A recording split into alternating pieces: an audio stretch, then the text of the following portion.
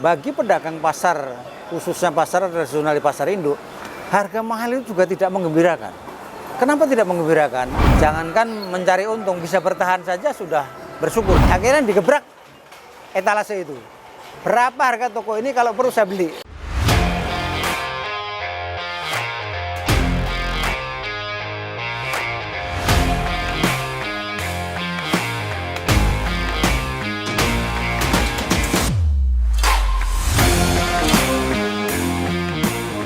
Assalamualaikum warahmatullahi wabarakatuh. Halo Sobat Tems, ketemu lagi dengan saya Fahmi di Tems to Talk. Kali ini saya berada di Pasar Induk, tepatnya di unit dagang Margono. Nah, kita akan ngobrol-ngobrol dengan Ketua Koperasi Pasar Induk yang namanya Pak Margono. Kita langsung ketemu aja sama Pak Margono. Halo Pak. Ya. Pak, ini saya pengen ngobrol-ngobrol sama Bapak terkait Pasar Induk dan koperasi ini sendiri. Nah, ini kan lagi masa pandemi Pak. Apa sih Pak, apakah ada kendala, apakah ada kesulitan selaku ketua koperasi, gimana Pak? Ya, masa sekarang ini musim pandemi adalah masa yang paling mengerikan bagi pedagang-pedagang tradisional, karena dari omset yang biasanya sehari habis 3 mobil. Sehari 3 mobil Pak? 3 mobil yang sebelum pandemi. Sekarang ini 1 mobil seminggu belum tentu habis. Nah, ini faktor yang mempengaruhi sangat kental sekali. Bahkan selaku ketua koperasi, saya pun ikut nangis sebenarnya dalam batin karena anggota-anggota kita koperasi pedagang pasar induk ini banyak yang macet membayar angsuran di koperasi. Sehingga koperasi sendiri pun mengalami kendala yang luar biasa. Karena memang di saat begini uang beredar di masyarakat itu nggak ada, kemudian daya beli sama sekali lemah sekali, sehingga apapun yang kita siapkan itu selalu tidak habis. Dengan kata lain bahwa sekarang ini para pedagang mungkin seluruh pasar tradisional bahwa bisa bertahan eksis saja ini sudah bersyukur. Jadi kita tidak berharap muluk-muluk bisa untung sekian segala macam. Namun kita bisa bertahan eksis, tidak gulung tikar, itu sudah bersyukur. Artinya sebetulnya faktor utamanya adalah karena turunnya daya beli ya Pak ya? Atau ada hal lain? Atau mungkin karena memang ada campur tangan orang lain, entah pemerintah atau apa gitu? Enggak, dalam hal ini karena faktor daya beli. Daya beli itu dipengaruhi beberapa faktor, antara lain misalnya kayak sekarang ini kan banyak musibah di daerah. Banyak hujan, banjir, longsor, gunung meletus. Kayak Duku misalnya. Duku itu berasal dari Palembang. 95% Palembang, walaupun daerah lain juga ada. Tapi karena di saat dia waktunya panen itu hujan yang luar biasa, sehingga gagal panen. Nah, ini mengakibatkan orang-orang yang sudah menanam uang di sana, ini sulit balik karena panennya gagal. Baik Pak, artinya apakah ini hanya murni turunnya daya beli masyarakat yang akibat pandemi COVID atau ada hal lain Pak sehingga omset para pedagang tradisional ini turun? Ya, dua-duanya Mas. Jadi yang pertama memang karena COVID-19. Yang kedua karena pancaroba yang menimpa negara kita. Jadi kayak banjir, kemudian tanah longsor, gunung meletus, itu juga sangat-sangat mempengaruhi. Satu contoh, bahwa jeruk brastagi itu berasal dari Medan, dari Parapat ya. Karena dia dekat Gunung Sinabung. Nah, Gunung Sinabung beberapa hari yang lalu itu sering erupsi. Ini suplai barang ke pasar induk juga keganggu, berkurang. Gitu. Nah, hal-hal begitu bisa terjadi di tempat-tempat lain. Mungkin kasusnya tidak sama, bisa banjir, bisa longsor dan sebagainya itu. Berarti hal ini juga berpengaruh bukan hanya dalam sektor buah ya Pak ya, tapi sektor kayak semacam cabai, bawang juga sama ya Pak ya? Betul, sama. Kemudian sekarang yang jadi lagi booming itu adalah cabai Mas Fahmi ya. Cabai itu harganya sampai 100.000 lebih. Tapi bagi pedagang pasar, khususnya pasar tradisional di pasar induk, harga mahal itu juga tidak menggembirakan. Kenapa tidak menggembirakan? Karena keuntungan pedagang pasar induk itu sama. Di saat cabai 40.000, untungnya sekilo 1.000. Di saat cabai harga 100 lebih, untungnya juga 1.000. Kemudian risiko rusak, risiko susut, Ini kalau harga mahal ini juga sangat menyakitkan. 1 kilo saja udah 100.000 lebih susut kerugiannya. Tapi kalau keuntungannya berapapun nilai jual di pasar, keuntungan tetap sekilo 1.000. Jadi sekali lagi bahwa cabai mahal, pedagang tradisional juga belum tentu gembira karena tingkat keuntungannya sama, risikonya lebih gede. Artinya apa sih Pak yang menyebabkan harga itu menjadi tinggi? Apakah mungkin karena ada keterbatasan cabai sendiri di daerah, atau mungkin karena cuaca, atau karena apa Pak? Itu karena faktor panen. Panen. Gagal panen. Kemudian gagal panen itu bisa dipengaruhi beberapa faktor, antara lain faktor hujan, bencana alam. Nah, kalau apapun produknya sudah waktunya panen, kemudian ada bencana alam, otomatis panennya gagal, sehingga suplai barang itu berkurang. Nah, makanya harga jadi mahal. Artinya berarti kita harus sebagai masyarakat ataupun pemerintah nantinya harus bisa mengedukasi atau mengatur ya Pak ya, sebetulnya bagaimana agar panen ini tetap stabil gitu ya. Jadi tidak ya. Satu adalah pola tanam. Karena pola tanam itu mestinya tidak serempak. Bisa diatur kira-kira Jawa Barat panen bulan sekian, Jawa Timur panen bulan sekian. Atau yang kedua, disiapkan bulog agro. Selama ini kan baru bulog beras aja yang disiapkan pemerintah. Nah, pemerintah kalau bisa menyiapkan bulog agro, otomatis ketersediaan barang itu terjaga dan kestabilan harga terjamin. Artinya peran bulog di sini sangat penting ya Pak? Sangat penting untuk bulog agro. Kalau kita bicara beras, kenapa beras bisa stabil? Karena memang ada bulog itu ya? Ada stok terus, selalu ada Iya. stok terus. Artinya kalau ada bulog agro, ini bisa menjadi satu keuntungan bagi masyarakat juga ke depannya ya? Bagi pemerintah juga sebenarnya. Nah, sekarang saya mau nanya terkait ini, kita bicara paradigma atau paradigma atau cara pandang Pak. Kadang banyak orang memandang pedagang tradisional ini lusuh, kumel atau apa gitu. Padahal kan sebetulnya yang tadi Pak Margono bilang perputaran uangnya sangat tinggi. Itu bagaimana menurut Bapak? Iya, memang tidak bisa dilihat dari penampilan saja, karena terus terang pedagang tradisional khususnya di pasar induk itu mohon maaf banyak SDM-nya sangat rendah sekali, tapi kekayaan luar biasa dan penampilannya juga kayak bukan orang nggak berduit gitu loh. Artinya biasa-biasa saja, bahkan ada yang tidak pakai alas kaki segala macam. Jadi ada kasus menarik, kemudian kasus ini terjadi pada teman dekat saya. Pada waktu itu pergi suatu toko tidak dilayani karena lihat penampilannya lusuh segala macam, dianggap orang tidak berduit. Nah, si teman saya ini udah ngomong baik-baik, saya kesini mau beli dan segala macam, tapi tetap tidak dilayani. Akhirnya digebrak etalase itu. Berapa harga toko ini, kalau perlu saya beli. Nah, dengan kasus begitu sehingga pelayan dan krunya itu mohon maaf karena memang ya alasan dia tidak sengaja meremehkan, tapi ini bukti ketersinggungan bahwa seseorang tidak bisa dilihat luarnya saja, dalamnya juga tidak ada yang tahu gitu. Artinya kan berarti kalau kita bicara lihat penampilan atau bicara pendidikan, mungkin mereka ada yang buta huruf, ada yang tidak bisa menulis gitu Pak ya. Betul. Tapi dari segi finansial atau manajemen keuangan mereka luar biasa ya Pak ya. Oke, baik Pak. Tadi kan Bapak bicara masalah bulog agro. Artinya ada peran penting bulog agro ini agar nilai jual entah itu bawang atau cabai menjadi bisa stabil ya Pak ya. Satu bisa stabil, kemudian ketersediaan barang itu terjamin.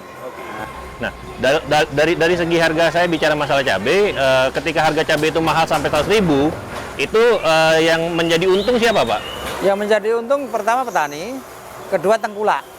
Kalau pedagang tradisional sama saja, untungnya tetap sekilo 1.000 gitu. Artinya pedagang itu mendapatkan misalnya 100.000, berarti dia beli di tengkulak ataupun beli dari petaninya 98.000 gitu ya? Kira-kira begitu, kurang lebihnya begitu. Ini kan kita berada di pasar induk nih Pak. Saya pengen tahu berapa sih Pak sebetulnya perputaran uang di sini? Karena bagi masyarakat awam yang namanya pasar tradisional itu kotor, jorok, dan banyak orang menganggap remeh pasar tradisional ini. Ya, kalau data secara real saya tidak punya. Cuma kalau sehari ya bisa di atas 50M lah gitu. 50M sehari di pasar induk ini? Bisa 50M. Itu pas pandemi atau sebelum pandemi? Sebelum pandemi. Sebelum pandemi. Kalau pandemi ya turun lah. Gitu. Turun ya? Artinya makanya tadi kenapa Pak Margono bilang bahwasanya setiap pedagang itu kalau bicara omset satu hari itu bisa seharga 3 mobil ya? Ya, tapi tidak semua pedagang begitu. Artinya ada pedagang yang lebih dari itu, ada yang kurang dari itu. Kalau boleh tahu, Pak Margono sendiri masuk ke pasar induk ini sejak kapan, Pak? Saya sebenarnya ke pasar induk ini pelarian, Mas Fahmi. Jadi tahun-tahunnya pun ingat. Saya mulai 28 Juni tahun 78. Jadi, Pelarian apa tuh, Pak, kalau boleh tahu? ya, masa lalu Iya. kita berhijrah ke Jakarta, itulah. Apa masa lalunya sampai nggak usah tahu lah. Ya. Artinya Pak Margono ini dari yang 78 sampai sekarang masih berdiri di pasar induk, sudah bertahan cukup lama, bisa dihitung berapa itu. Beliau sudah sangat stabil, mungkin ya Pak ya, stabil secara perekonomian dan dipercaya menjadi ketua koperasi. Nah, kita bicara mengenai ketua koperasi sendiri, ini udah berapa lama Pak jadi ketua koperasi? Saya sudah di atas 10 tahun, ya lupa Mas Fahmi ya. Dia 10 tahun lebih ya?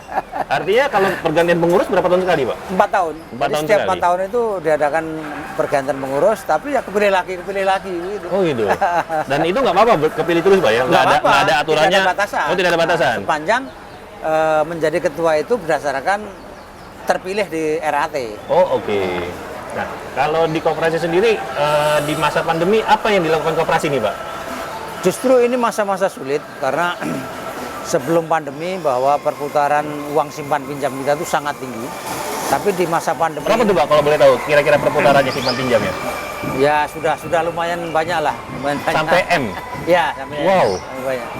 Nah, karena di masa pandemi ini akibatnya banyak pedagang-pedagang yang sulit mengembalikan simpanannya, sehingga ya koperasi sendiri terus terang sekarang dalam keadaan yang kurang stabil gitu loh, kan goyang gitu. Artinya dari segi simpanannya tidak banyak, pinjamannya pun mungkin lebih banyak sekarang.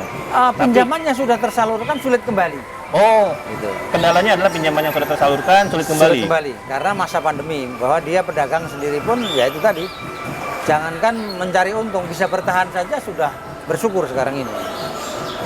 Nah, kalau bicara koperasi, artinya apakah ini untuk semua pedagang di pasar induk Pak gabung ke koperasi atau ada ini? Tidak ada kewajiban pedagang masuk koperasi. Hanya koperasi yang saya pimpin adalah koperasi pedagang. Otomatis anggotanya adalah para pedagang. Tapi tidak ada kewajiban pedagang masuk anggota. Berarti kan kalau kita bicara pedagang, banyak nih kan pedagang Mbak yang ada di pasar induk ini. Sebetulnya seberapa banyak sih pedagang yang memang istilahnya pedagang baru atau pedagang muda yang masuk ke pasar induk ini? Atau memang rata-rata sudah cukup lama atau turun-temurun atau bagaimana? Ada yang turun-temurun, ada yang cukup lama. Nah, pedagang baru ini sebenarnya relatif sedikit karena pedagang baru ini biasanya terbawa oleh komunitas lingkungan keluarga. Jadi kalau saya misalnya ponakan saya, adik saya dan segala macam itu otomatis menjadi pedagang baru. Nah, data persisnya memang saya tidak bisa menyampaikan, tapi pedagang baru tidak terlalu banyak lah sebenarnya. Relatif lebih sedikit lah ya. Artinya lebih banyaknya adalah turun-temurun Pak ya? Turun-temurun. Ada sih udah 3 turunan sih. 3 turunan dagang di sini ya? Iya. Nah, teman-teman, Pak Margono ini jual mengenai buah-buahan. Entah itu apa aja Pak yang dijual di sini, Pak? Saya ya duku, jeruk, naga. Duku, jeruk, naga ya. Artinya penjualannya secara grosir atau eceran? Secara grosir karena kita tidak melayani eceran dan saya juga mengirim antar pulau. Jadi tidak di Jabodetabek saja, ke Sumatera, ke Bangka Belitung segala macam. Artinya buah-buah yang ada di sini semua ini rata-rata bukan hanya untuk di Jakarta aja Pak ya? Berarti bisa sebaran kemana aja ya? Juga termasuk Palembang segala macam itu. Pak, terakhir Pak terkait tips atau trik Bapak kepada para baik itu pedagang, baik itu para petani biar mereka bisa mendapatkan bukan keuntungannya tapi harga yang stabil. Itu sama keuntungan yang stabil itu bagaimana Pak? Ya kalau sekarang saran saya datangkanlah barang sesuai dengan kemampuan melempar. Artinya persediaan jangan sampai overload.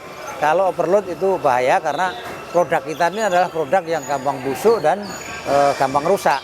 Sehingga siapkan saja kalau kira-kira sehari habis 1 mobil, siapkan aja 1 mobil.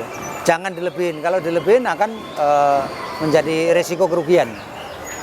Oke. Artinya dari segi persediaan juga harus memang benar-benar dihitung, Pak ya.